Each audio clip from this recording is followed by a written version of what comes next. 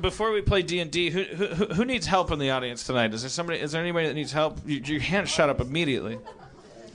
Did you come and sit in the front row because you really needed something tonight? Yeah. What's your name? Sophie. Sophie, do you want to come up and talk about the help that you need? All right. It's getting really easy. I have to kind of do it Geraldo style, where I control the mic because we've run out of mics. Sophie, your name was what's the problem? I'm just a scholastic mess. I don't know what to do in my life. All right. Well. Okay. So, are you in college? Yeah. I really wanted to go to medical school, and then I moved to Santa Barbara. And somebody wooed from medical school, by the way. Let's note that. You get a lot of partying done at medical school. I really wanted to be a plastic surgeon, and now I think I want to do sketch comedy. Wow. Two very noble fields in Hollywood. We had the same thing last week. That's weird. One thing's for sure, you definitely don't need to move to any other city. No matter what you decide to do, you could go back and forth between those two, and you'll always be in the Acropolis of both of them. So but at this point in time, are you like an undergrad at a college? Could you combine the two? Like, we need a nose and some sort of cleft palate. A cleft palate. We'll make you smile. All right, so Sophie, so you're at a crossroads right now. Yes. You're in what year of your college course? Whatever you call it. I would be a senior at UC Davis, and then I left to go. Thank you. That's John Davis back there. And then I left to go to Santa Barbara and maybe try this acting thing. Wait, so I'm a terrible interviewer, and so if you were going to pursue acting, you would go to Santa Barbara? Is that what you're saying? No. See, this is why I'm a mess. I'm taking chemistry, and I'm also taking drama and singing. And it's I can smell your parents' stomach acid from here. I was just going to say, I can smell the CW execs creaming their pants right now. She's going to medical school, but she wants to be a model. And she,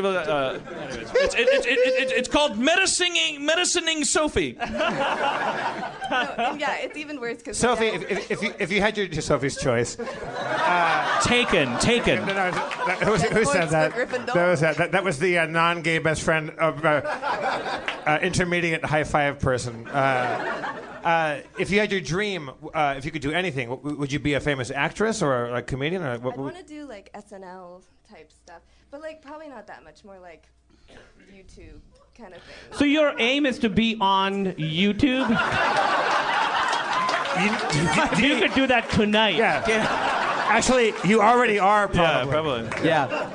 Somebody make your dreams come true. Dreams are coming true. I want to be on Vine.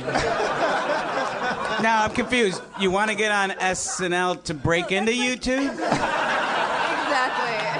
It's a weird way around it, but... Yeah, that's a big step down from SNL. Sophie, what qualifies you to be on YouTube? Oh, I see you went to medical school. Very well. Yeah, and you were on SNL for 3 years. All right. One more question, Sophie. Shower or bath? Baths are for birds and babies, and I am neither. I'm a baby. I know which one Dan is, yeah.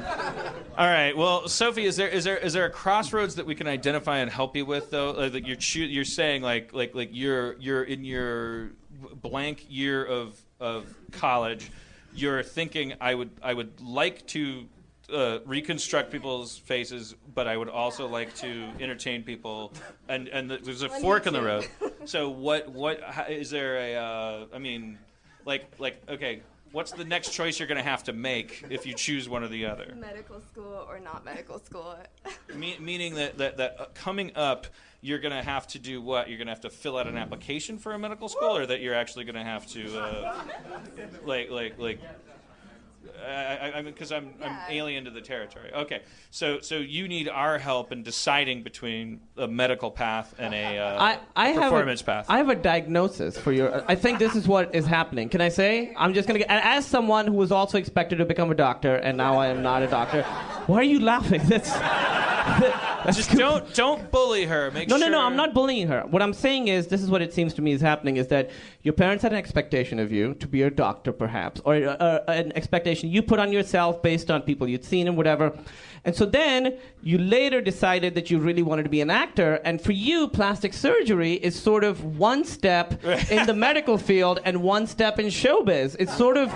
Or comedy. Or comedy, yeah. So you definitely want to be funny and entertain people. That your passion is not for medicine. It's not for medicine. Fix people. Yeah. Initially I was thinking about the fact... Patch Adams, nicely played, young man. Nicely played, young man. I know he is there. I was just talking to Mork. Yeah, he was out there. That's the amazing thing about Meltdown. It's a fancy. It's like Narnia. Like you could, like Robin Williams could be looking at Watchmen. You go. Do you want to go do the show? No. I'm cool. I'll stay here. I want to find out what would happen if Batman grew up in the 50s. I don't know.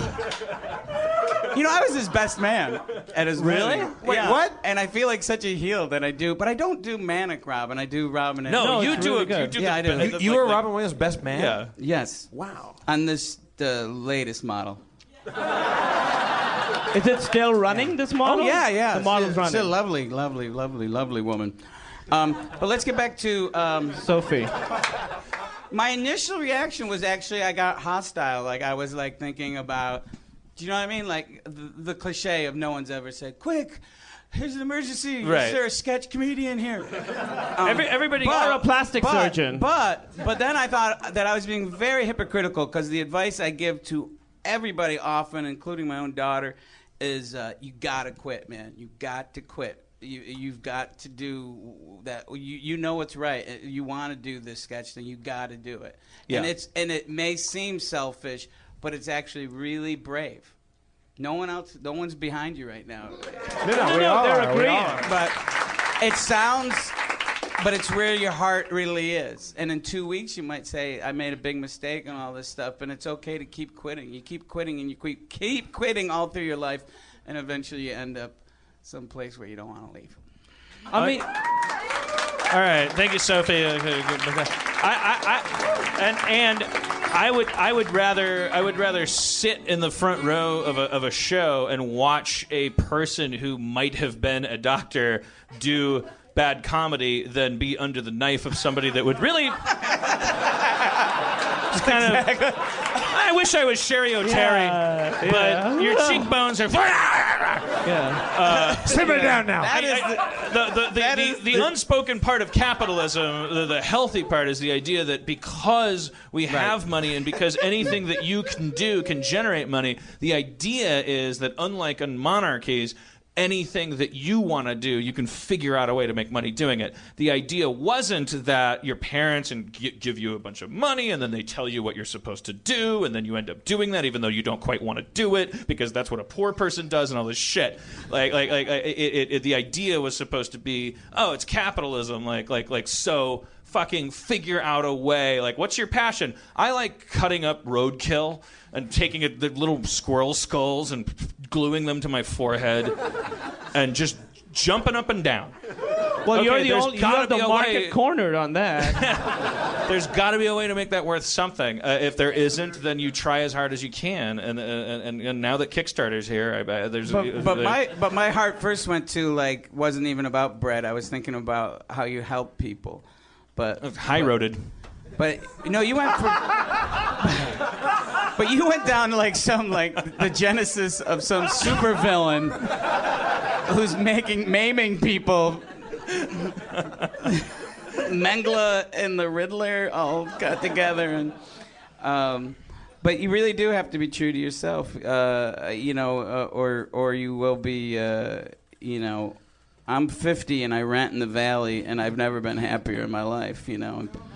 Yeah, I mean, just as your career has been so interesting and so awesome, you've had so many sort of different things you've done, and nobody could have predicted, no offense, watching you in Police Academy and been like, somebody is going to be an awesome director with a really good point of view and thanks. really, really dark, awesome movies. Nobody would have guessed that.